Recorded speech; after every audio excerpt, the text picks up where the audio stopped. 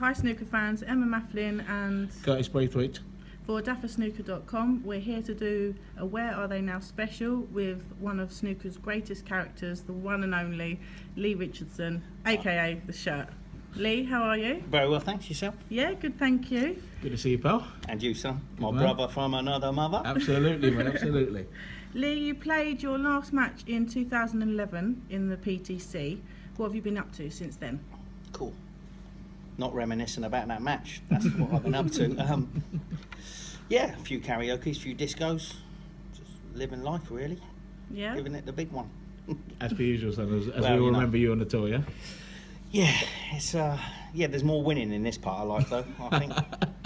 Definitely a toned down dress sense today as well, yeah? Yeah, well, listen, I can't get in any of them shirts anymore. I'm so upset about that. I'm so looking forward to seeing It was on the TV when you walked through the door. I can't get I more wanted than it that, on can you, you? Lee. Yeah, We wanted it on you, pal, do you know what I know, mean? But oh good, we'll have to do with the black hoodie today. Actually, mind you, it is Hugo Boss, so Yeah, there's a little course. bit of style about it. Only pal, wearing do you it know for what I mean? Kingy, because he loves a bit of Hugo. Quality, pal. Lee, like Emma said, you played your last game 2011. What were your reasons for giving up on the game? Well, obviously I slipped down the rankings, but I had a bad neck, struggled to give me pins and needles in my arms. Basically, I had to have a bit of time out of the game. I was sitting in hospital thinking I had a fusion done, Yeah. where they put a plastic box in your back, and so they sort of cut my neck open, put it in. That's all good as gold now, but I'm sitting in hospital thinking, what am I going to do? What I'm going to do? And the geezer I used to MC for, I used to MC his karaoke company. He was getting married. His missus didn't want him coming out with me every night getting drunk and all the antics that goes with it. Yeah. So he said, "Do you want to buy it off me?" And I sort of, after a bit of a sort of deliberation and sorting the cash out, I took it on my own. Good man. Well, pal, tell me something. Like, I know your dad had a massive influence in the game at the start, but what actually got you into playing snooker? Well, my mum and dad were both dance teachers, and my dad's still the head coach at Oxford University dance sport team, and he's 82. He's still Yeah. rocking and rolling. But they used to have to go to this little sort of club in the middle of nowhere where I live in Long Crendon, a little, I don't know, working men's club or whatever it was, and they had a Galaxian machine, which is Yeah. a bit like Space Invaders. Yeah. On a coffee table, and I used to go in and say, "Mum and Dad," I was about 8 and 9, and I said, "Mum and Dad, give us some money for the machine." Yeah. For the machine. So, and one week we've gone in on a Thursday night, every Thursday, go in, no machine. I was absolutely, what am I going to do for 3 hours when Mum and Dad are teaching? So this kiddie that always used to sponge a bit of money off me, he said, let's have a game of pool, get a pound off. It wasn't a pound back then, I can't remember how much it was, but it was cheap. Yeah. We have a game of pool. So we have to teach me sort of the rules, because I don't know the rules. I knew how to hold a cue roughly, because I was watching snooker on the TV. And after a couple of games, I mean, he was really good. After a couple of games, I started spanking him. And they would come and going, "Come and have a look at this kiddie down there, because he's beating everybody." His winner stays on. Come and have a look at this kiddie. And so I joined they started up a junior league, and we had a pretty good team. One of my best mates that I play golf with now, he was really good, a little bit slower than me, a little bit sort of steadier, sort of quite good. We were quite good in the pairs together, but I used to smash him open, pop, that type of thing. And then my sister joined the team. Couldn't believe it, but she joined the team. And they used to have a rubber bung in the end of the queue to stop you getting the ump and breaking everything out there. And I'd forgot my cue one week, and I had to use hers. And I don't know what it happens, but the rubber bung come out, and the old man said, "Well, you've got to replace the rubber bung, your sister's cue," type of thing. So I went to a snooker club in Oxford to get this rubber bung thing, and they didn't have one, obviously, because I don't think you can buy them. They just come off, type of thing. And I saw the size of the table, and I went, "I've got to have a go on one of them." But this was after 2 or 3 years of playing pool, so I think I was about 12, I suppose, and I said, "I've got to have a go on that table." Yeah. So the old man took me in. I had a little go, and then I went with another kiddie from the pool team, Malcolm, and just loved it. So the satisfaction of the ball going in the pocket is fantastic. And so that's, I don't know the reason what we got there for. Oh yeah, so I suppose it was my dad, and I would have jacked in the game a few years before I did, probably, because you get tired of getting beaten, and you're thinking, I used to beat him, and he's getting beat, and I wasn't really getting beat. I was giving them the matches. Yeah, You know, yeah. so it wasn't like somebody was screaming in a long pot. It wasn't, you know, nobody really sort of Yeah. battered me. Well, 2 players in my whole career battered me. Yeah. Kurt Maflin in Mansfield. Yeah, yeah. Honest to God, he's broke off. I've gone crack. I've gone 100. Yeah. Ask him about this. I will. He's broke off. I've gone long red 100. I thought I'd have some of that. 4-1. He beat me. I never see which way he went after that. I think I was there. The Benson Edges, wasn't it? and I think I was there. It was in Mansfield. Mansfield, where yeah, I don't know what remember, yeah, tournament it yeah, was, but yeah. I just know I got a spanking. And then the other one was Kurt Maflin. Exactly the same happened. I you know, got in first, thought Yeah. happy days, and I didn't see which way he went. And I've played Hendry, Davis. I've played a few good players, Yeah. but none of them played like those 2 did against me. Yeah. Different class power. So Lee, I know you moved to Holland in 1991. So tell us a little bit about what that was about. Yeah, I went out to Ghent for a tournament in Belgium, Yeah. and I played. I don't know if I'd had a few qualifying matches, but I played Craig Edwards, Right, who okay, who was a pro at that Yeah, time yeah, anyway, yeah. in the first round, and he beat me 3-2. But the couple of frames that I'd sort of won were quite easy, and I got down to the colours, and I was doing, you know, giving it a bit of flair, you know. You know, because we don't know you for that. No, do no, we? We don't know you for does. that. No, So, no. so I let the colours have it. Yeah. And the geezer that was looking after Craig Edwards was a bloke called Wouter van Boekum. Okay. And I've obviously got drunk after that, got into a bit of a row with Alex Higgins Yeah. at the time, Surprise. but we were both drunk Yeah, yeah. and we were both out of order. So Yeah. so it's like it doesn't, you know, these things happen. Yeah. And I've obviously caught my flight home. 3 weeks later, I got a phone call from a geezer from Holland at the snooker club. He Yeah. said, "Oh, Lee, it's Wout from Holland." I was like, "Who are you, mate?" He said, "I watched you play Craig Edwards, blah, blah. Do you want to come over? I'll get you some exhibitions. There's some tournaments here that you might want to play in, blah, blah." So I said, "Yeah." He said, "I'll give you," I think it was £100 a day. Yeah. I was thinking, £100 a day? Cool. Happy day. So jumped on a flight, went out there. He was true to his word.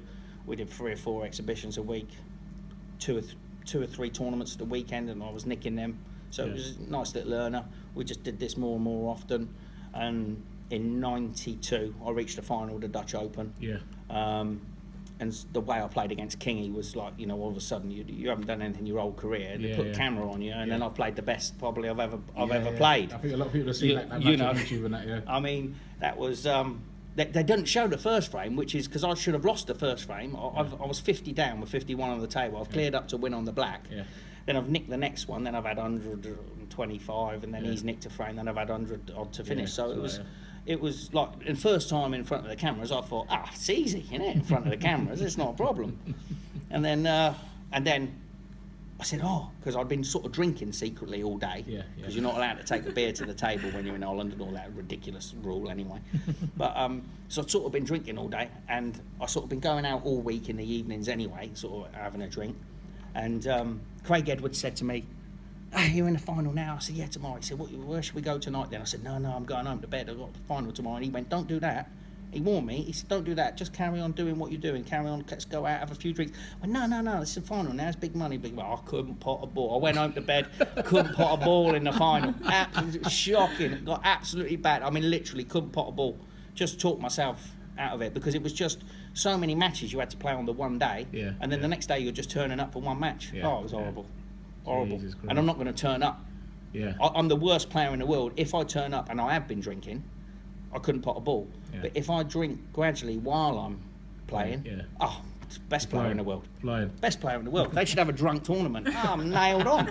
I tell you, there's a couple on tour that would have been good at drunk tour. I think Jerry Green comes to Yeah, a few others. there's a few of us, yeah. Quality pal. Lee, what's your most memorable match you've played? Have you got a few that stick out in your mind?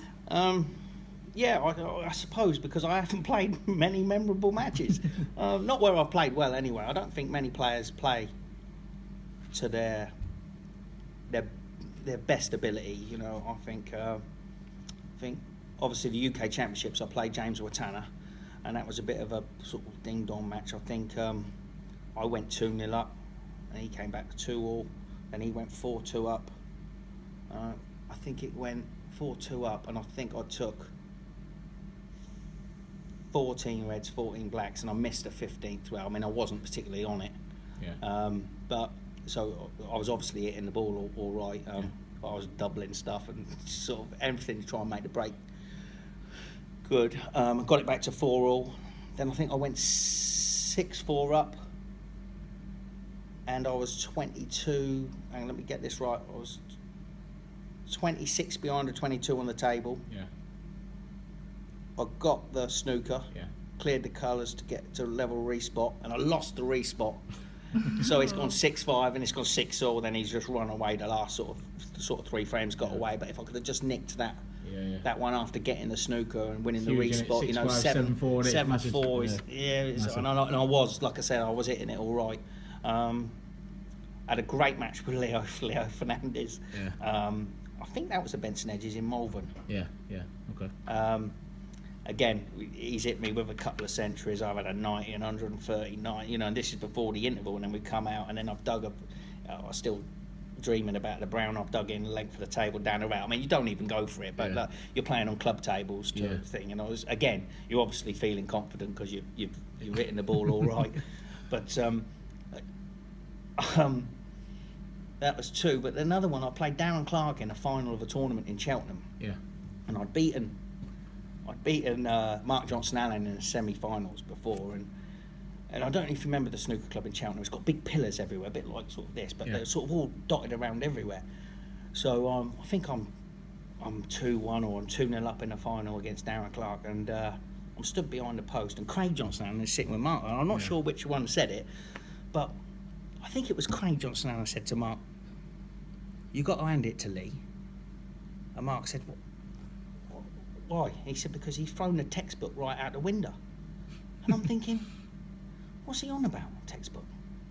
Thinking that I've got a lovely cue action, And when I see these videos of me, I'm thinking that ain't my cue action. Yeah. I look like Mark Gray. I'm snatching all over the office. And I'm thinking, I'm looking, I'm thinking, I ain't got a bad cue action, because when the ball, all you see is you get down, you wiggle it about a little bit, you see the ball flop in the hole. But you do.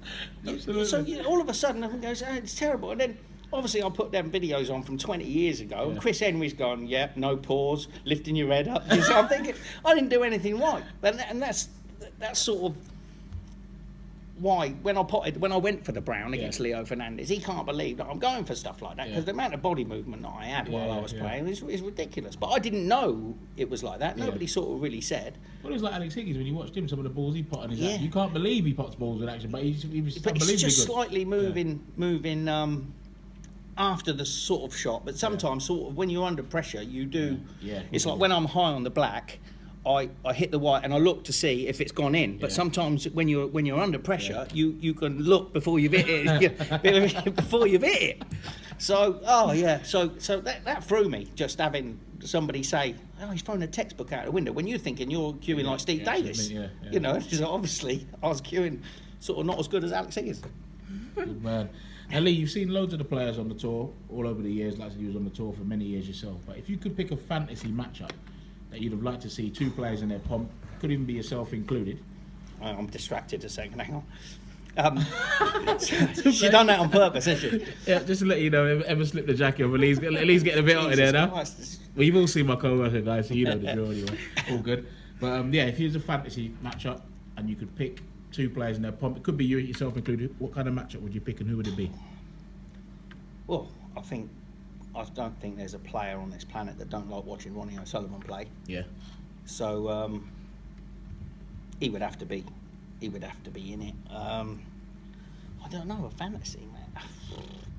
I don't know. Steve Davis was my hero. He won everything. I mean, when he missed that black against Dennis Taylor, I was in bits. But I was young. What was that? 86. 80s, yeah. It was 85. 85. So I was 14, and I'd only been playing on the full size for a year and a half. Yeah. So of course I was thinking, how's he missed that? But again, probably Ronnie Davis then.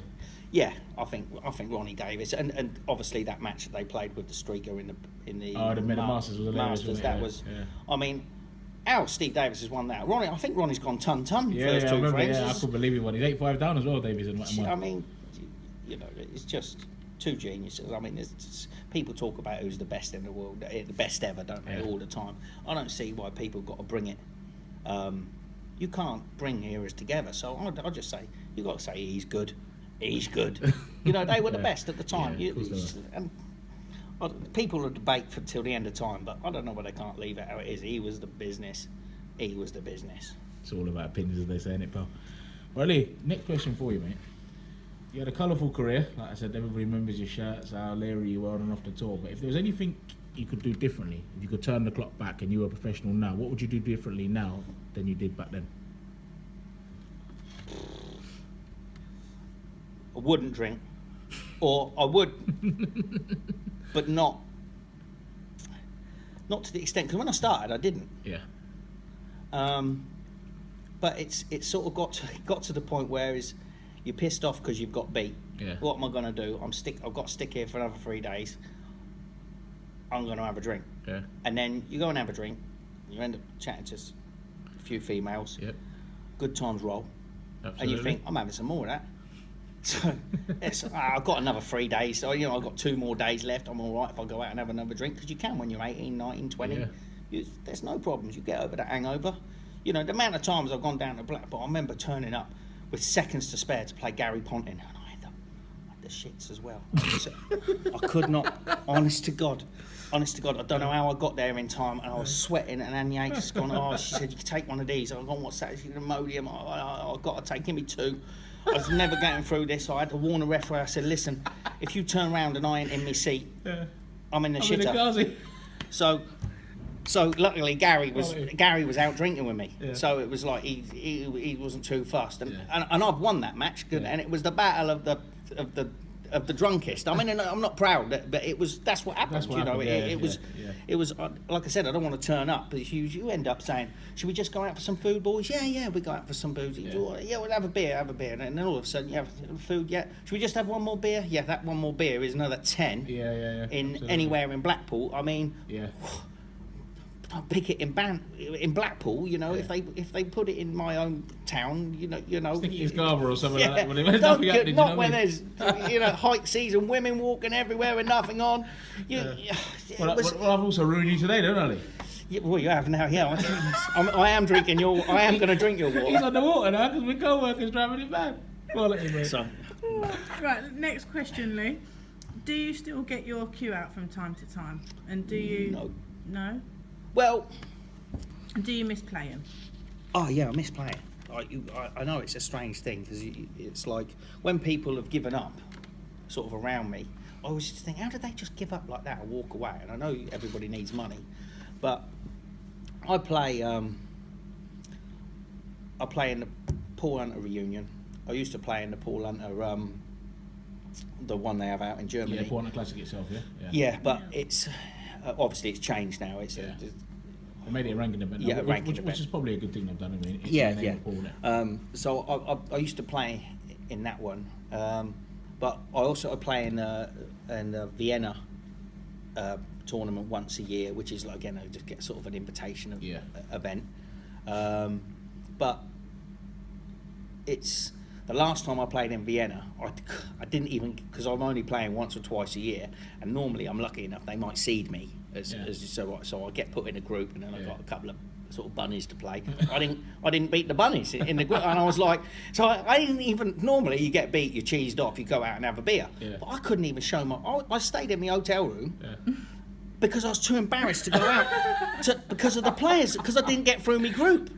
But like I thought to myself, and normally I get to the bit where I lose to Kingy, or I think in the other Austria tournament, I seed in the 16th. I get to the 16th and I lose to Judd Trump, and I'm thinking I can handle it. I'm even though I play once or twice a year, I'm nicking the odd frame, I'm twitching a 40 in or something, putting them under pressure because they all know I don't play. So of course, if I can jab, it's like Kingy said, if I start jabbing a 40 or 50 and he's under it a little bit, so he's going, how can I lose to the shirt? He don't play anymore.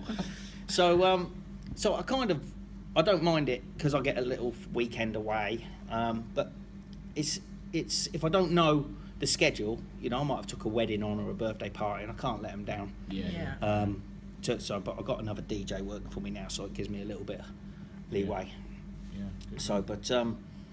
I'd love to play, and I watch it when I can. Obviously, like the bigger events more than those little ones. PTCs and Yeah, whatever they're called. tournaments, Whatever they're called Yeah. now. But if I could play now, if Barry Earn had done this because I love it. I love staying in a hotel, travelling away, and not having to put in the amount of practice because the match, practice gives you enough practice. I mean, the year that I did really well in Blackpool, I won 17 matches on the trot and lost the 18th. Yeah. So all those days I was winning because I was playing every day a match. You only got to do 10 minutes, 15 minutes warm up before you go out for your match, and your practice is done for the day because you've just played a match. So people saying to me, "Aren't you going in for a practice?" I go, "No, I've just played for 3-4 hours. So what do I need to practice for? Just go." And that was the year I didn't drink as well. I was still going out though. I was still going out with a Parnell and a Man, Pegram, Parnell, Manny, and Richardson. That was a four-man crew. There was a few others as well. But we went into Springs, and I remember Parnell saying, I said because obviously everybody knows how you're getting on because you've won 12 matches on the trot. I said, "What do you want to drink?" I said, "Shandy, no, I'll just have a bottle of water." And Parnell went, "Good on to you." He said, "You ain't missing nothing if you go to bed now." So I knew I was missing something. He's just trying to ease me mind. Because there's nothing worse. You sit in your room going, "I know they're having a good time without me. They're having a good time without me, aren't they?" But I'm thinking, they sent me to bed because it's more birds for them. That's what they're doing. Not that I was any competition to Parnell. That stupid grin he's got. Lee, what's your opinion on the current state of snooker now? Well, they're laughing, isn't they, tournament-wise? I mean, I don't know what it costs to play in every event. I know the bottom ranking About players. 10-11 grand expensive now. Is it? So, but, I mean, I'm sure there's got to be people out there that are willing to sponsor somebody if you've made the tour. But I think Barry Earn's done a good job personally. I know it's top end heavy, but like you said, I know there's a few players on there that no names. I can think of a few already that I'm thinking, what's he doing still playing and still losing? You get 0 next to his name every time you see his. But I think to myself, get me Q out again. but it's not just that. It's like if I can find somebody to pay my wages, then I'd take a couple of years off, and play because the buzz always there for you, isn't it? It's immense. But like I said, I can't really see the long shots anymore because I can't sort of get down, and mince pies ain't the same. Passion is still. I've had a couple of frames downstairs, and you miss an easy ball, and you think, why have you missed that? And you know why you've missed it. You've tweaked a bit aside, or I've put an accidental pause in my action. Something that was supposed to be there that should be in the 20 years. I'd love to play again, but I think now, these Chinese players, they're coming over in force, aren't they? And they're doing everything right. They're eating right. They're running 6 miles. They're doing 10 hours practice. I'm running downstairs for breakfast at about 11. That's as far as with hangover. So, but Lee, let me ask you quickly. Just like continuing from Emma's question a minute. If you were playing in this day and age now with all these tournaments, how much of a better player do you think you would have been then compared to before with so many tournaments? Much better. I just think. And do you know why I'm asking you, sorry to cut you? Just because if you look at the experienced players who came through with you, like the likes of Kingy, who just won his first tournament, Hamilton just won his first tournament, it shows you how much different it is now with so many matches, you know what I mean? Yeah. And how well they're playing. Yeah, I mean, obviously, you can play in all these tournaments. If you're getting beat, your confidence is low, so it isn't going to make you play. But if you're winning a few matches here and there, I mean, it would just be nice to play competitive snooker for a year and have a few tournaments to play in. I mean, they got more than one a month type of thing. So it's like you're going from one to the next. I'm thinking, I've just watched one on TV, and I'm going to start again on Monday. I would love it. And how much better could it be for the game with Anthony Hamilton winning and Kingy winning and tournament? Both lovely geezers as well. So, I'd love to be playing. And I went to. I did a gig. I did a gig for Travel Lodge, like a massive thing for the old country in Birmingham. And Peter Edmonds said, I'm going up to for the shootout in Blackpool. He said, do you want me to pick you up? You come up for a weekend. Well, he didn't take a weekend because Peter is not the quickest player in the world and didn't get past the first round. So, but I went up so he picked me up from Birmingham. We went up. We were playing the stupid number plate game. I was going, my mince pies are all right, but they ain't compared to his because his mince pies are a bit better than mine. And then we get there and walking in, amount of players. I felt like I'd won a championship or something. Of course, There's people coming over to say hello to me. I felt, I'm back. You know, and then Peter said, have a go with this cue, with this new ferrule on it. And I'm thinking, I've got a suit on here. I couldn't get down on the shot. I couldn't move. I was walking around, I was breathing in the whole time because I didn't want to be the chunkiest snooker player in there. Or not snooker player, but... So then Anthony Hamilton come over, all right, son, how you doing? Alan McManus. And I thought, I'm back. You know, it's not, you don't just go like that and you're back, because no matter how bad my cue action was, it still took a lot of practice to get the ball to go in the pocket, you know. So you can't just go back at it. I mean, you can get somewhere close when you're hitting the balls, but without any decent practice, you ain't going to get there. But I would love to be playing, but life takes control. Yeah, you know. sure. So you got to have some pennies. No, Simple as that. Fully agreed, Bill. Lee, give me your top 10 players. Phone number, I thought you were going to say that. My missus ain't going to be happy. Top 10 players of all time. Top 10? Yeah. You have to tell me if I repeat myself then, so you got to go Okay. in any order. Yeah, you repeat yourself, Lee. Hang on. In any order. Or does it have to be number one is? No, just your top 10 of all Just time. top 10. Yeah, that's fine. Well, you've got to go Ronnie, Davis, Hendry, Higgins, Williams. There's 5. Yep. Yeah. Still 5, mate. Alex Higgins. Yep. Alex Higgins 6. Steve Davis. I've said Davis. Yeah, you said Davis already. Do you know what I've said? Yeah. Yeah, go on. Well, not like you, Selby. Lee. Yep. Who am I not mentioning? Who am I not mentioning? I can't You help could have it. given me a list, and I could have just read them off the list. Let's go back. I've done Hendry, Davis, Ronnie, Williams. Why have I only got 7 players in my head? I'll give you some ideas. You've got Dean Robertson Murphy from the current crop. You got from the previous crop. You've got the likes of Ortano, who some people have mentioned, Jimmy White. Yeah, you got to put Jimmy in there just for what he's done sure. for the game. Yeah. I don't know. There's 8. I mean, I suppose Ding is class, but I must be missing out some players from the. You got Doherty, you got Ebden himself as well. Oh, yeah, I mean, you got to put Paul Hunter in. Yeah, for me too. All day long. Yeah. Is that 10? That's 10, 10. mate. That's why you Well, sit I'm there always like like that. You see it Nice one, pal. I like that. I do like that. Now, I know, like, obviously, you're a great character and that, and you've mixed with loads, but who are the players that used to play with who you still keep regular contact with? I know obviously Pegram, but who else? It's not because he's a pain, isn't he? Just don't leave you alone. Well, we are in his when you club, come though. in, I thought it was John Parrott's place. What a dump this is. So obviously Nobby, Frank Maskell, if anybody remembers him, he didn't win many matches, bless him. Eddie Manning, we're sort of all in the chat, in a group chat. Yeah. Steve Elliott's in the group chat with us as well. Just recently got back in touch with Jamie Woodman. Okay. If you remember Jamie. Yeah. Good lad. What other snooker players do I? Thing is that obviously I just went to Nick Barra's wedding. Yeah. Obviously, and then I see at the Paul Hunter reunion you've got your Filtness, your Nicky Lazarus. Yeah, great to see great him. character, He ain't changed a bit. Yeah, I mean, great character. Stuart Parnell. Don't get enough of him. He actually made me sit and watch his Cockney Classic, that Nicky Lazarus. I tell you, I couldn't stop laughing when I watched They it. put it on. We watched it somewhere as well. I Oh, know. that's It was Stuart Bingham. I think we're playing golf on Monday. Yeah. I'm terrible at that.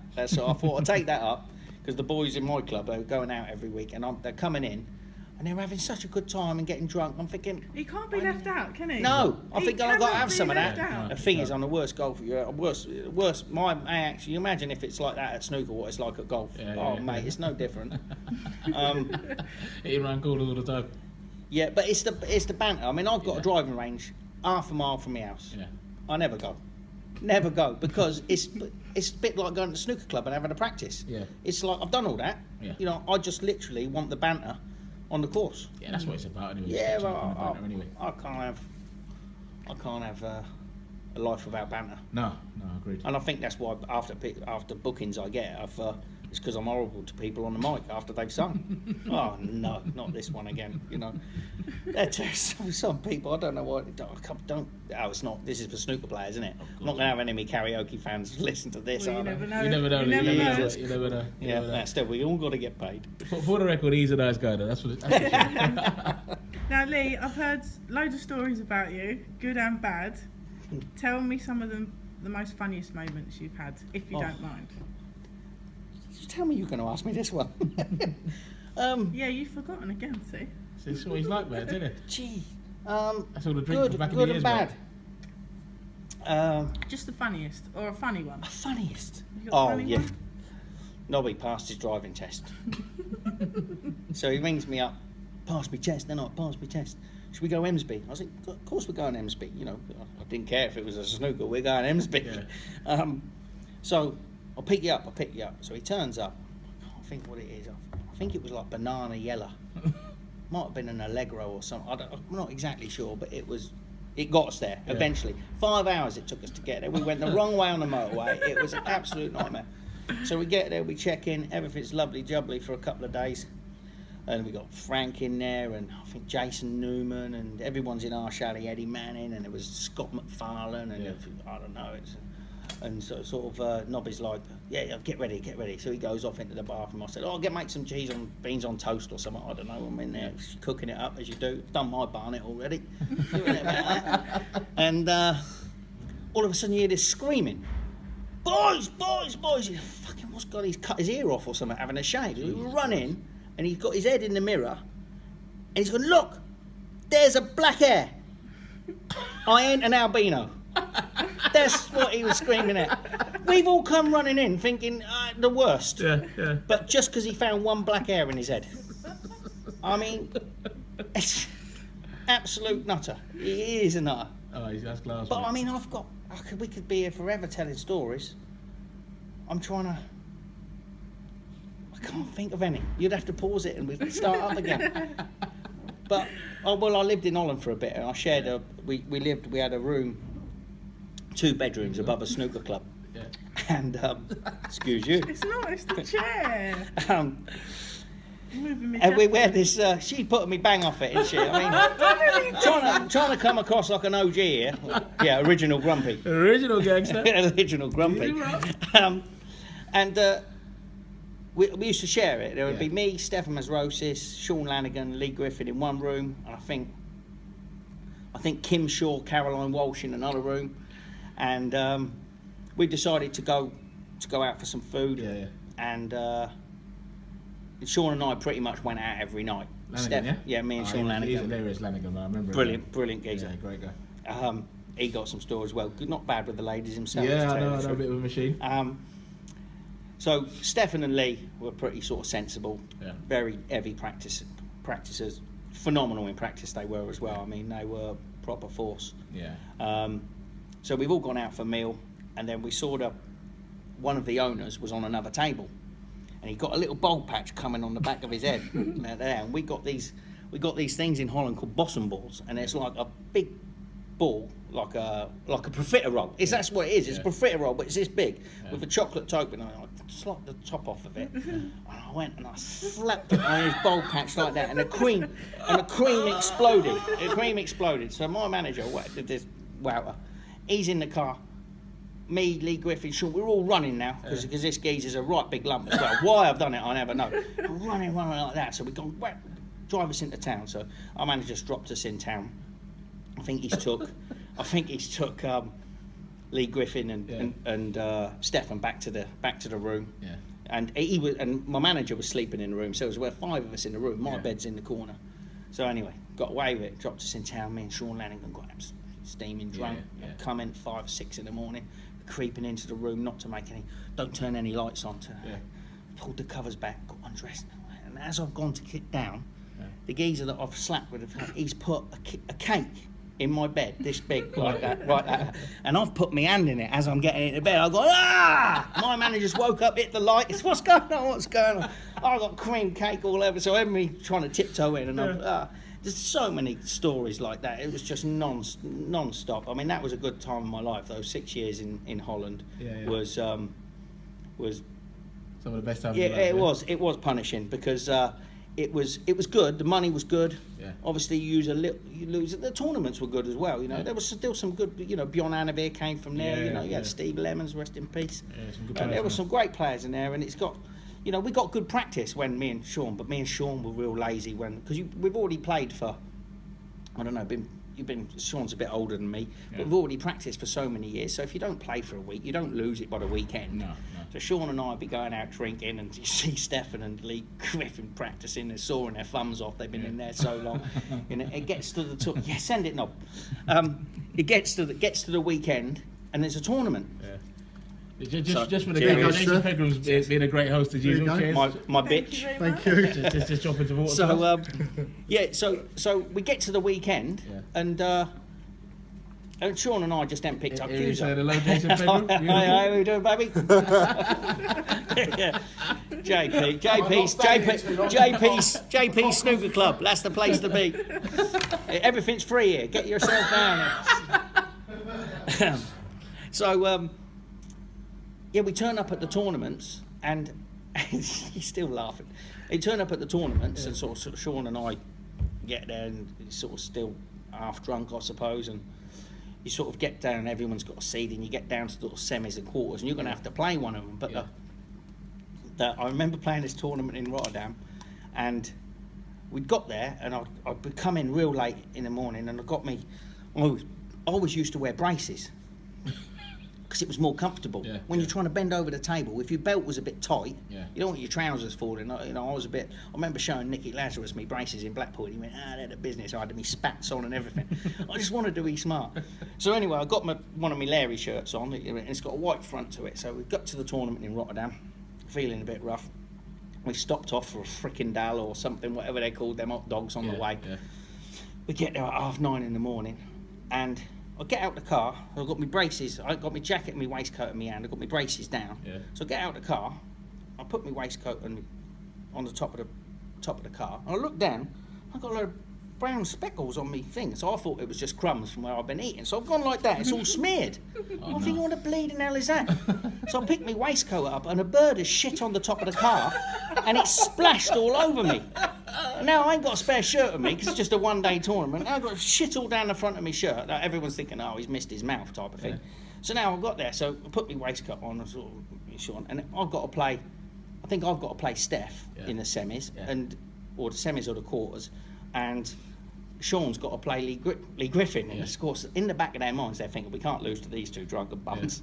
Well, anyway, we've ended up getting to the final, and it must have screwed with their minds, because they're going home thinking they haven't played all week. It's just as soon as you pot a ball, they're under pressure. We're not. We're just going, they're going in. They're going in today. And I think Sean's beat me in the final. I know he's beat me in the final. But it didn't matter, because we were having a carve up. Of course, so as soon as you get to that, so we're all carving it up. So it's all, I don't care, carry on, son. And they're probably thinking they can't take you seriously there when you got Burcraft all over your shirt. I could not believe it. I mean, that's just disgrace. Right down the front on the white bit as well. If it had gone on the arm where it was all glitter and stuff like that, it wouldn't have noticed. You might be able to sort of like pull it off his down the arm, you know? That's a new style or something, didn't it? But early, there's some quality stories, pal. But tell us, what's your future plans now, anyway? Because I know you're doing a little bit of DJing, which you're going to elaborate on as well. But what's your future plans? Keep living. But I've entered a few of the seniors this year. I mean, I don't expect anything, but I'm thinking it'd be nice to see a few faces. But there's also going to be players in it that are just senior age that I don't know. I suppose there's good amateurs around the country that are gonna. I don't know. Is there? I don't. You know, you see him in there's players that didn't play back in my day that I've seen that I've never heard of him type of thing. So there must be some good players. I saw Paul McPhillips at the darts. I saw him at the darts. Good character, isn't he? Yeah, was a tough player to beat, and all the Scottish were. I'd much prefer to play. I know I ain't causing a war here, but you know, I would have rather played somebody from London than any of the Scottish lot. You just look at, because you got chances. You know, if you played any of the London boys, you did get. I'm not knocking them, but I just remember feeling like, Ewan Henderson. You Yeah. know what I mean? I've got to play Ewan Henderson. I've got to play Dave McClellan. You know, they were all Tough players. Drew Henry. You know, Yeah. they're all Paul McPhillips. They were all John Larder. They were all granite. And then all of a sudden, you might be playing like Stuart Parnell, Stuart Reardon, or Frank Maskell, or you know Filtness. Yeah. You were going to get chances because Yeah. they were all they went for the shots, Yeah. whereas the Northerners tend to do just to be tighter. I thought that's the way I sort of saw it anyway. So whenever I had someone from London, I was like, yeah, going to get a couple. But yeah, that's the way I saw it. Or even if further down south, Darren Clark, you knew he was going to go for a few, so you just sit and hold you tight, don't you? You go up to Liverpool, you got Rod Lawler, Ian Brumby, you knew you was glued to the top rail. You got splinters in your fingers. So, Class, mate. Class. So yeah, what were we talking about? Well, I was going to ask you, Lee, if you'll treat us to a little rap. Yes, mate. I've been dying to hear this. All Mate, your me fans too. That are- was 1996. I wrote that rap, and with a little help from Steve Sims, rest in peace, and Lee Griffin, and sure everyone had their little bit, but I don't really do it. Go on, Lee. I don't really do it anymore. But Come I on, wanted bro. to do Knock it something. out, bro. I wanted to do something. I might muck this up if. Don't worry. Give it to us. Okay, mate. let me think. Okay. People see me in the bar, they see me getting drunk. Some see me as a star, but some see me as a punk. People say I got fat, but only in my pocket. Still potting balls at high speed like Ronnie the Rocket. I left the game because they labelled me a menace. Now I'm sitting at the bar drinking pour chasers with my Guinness. Fucked it. No characters left, and I'll tell you what this means to me. All you snooker players look like Mr. Bean to me. Yeah, cut it there. I can't remember anymore. But Different class, Thanks, mate. Lee. Different Appreciate class. that. You see, guys, he's still got it, mate. He's still got it, the shirt. oh, they're new to be spitting more lyrics than that. But Well, I'll tell you what, Lee, in the next catch-up video, you can drop us another little... yeah, I'll work little on it rap. when I've got time, when I'm picking out balls for Nobby later. Absolutely. Look, Lee, it's been an absolute pleasure, man, catching up with you, bro. It Absolutely. really has, man. Do you know what I mean? It's been too long, Yeah, it's been too long. and glad my... I'm back. I'll see you on the seniors tour, boys and girls. if The there's any shirt out. is back, mate. The shirt is back. But all of us at Dafasnooker, myself, Emma, Yeah, thanks for having us, Lee. No problem. Pleasure for taking your jacket off. and the whole team want to wish you the best, just best in the future anyway, pal. Cheers, mate. Thanks Cheers, a lot. Thanks, Cheers. Lee. Bye.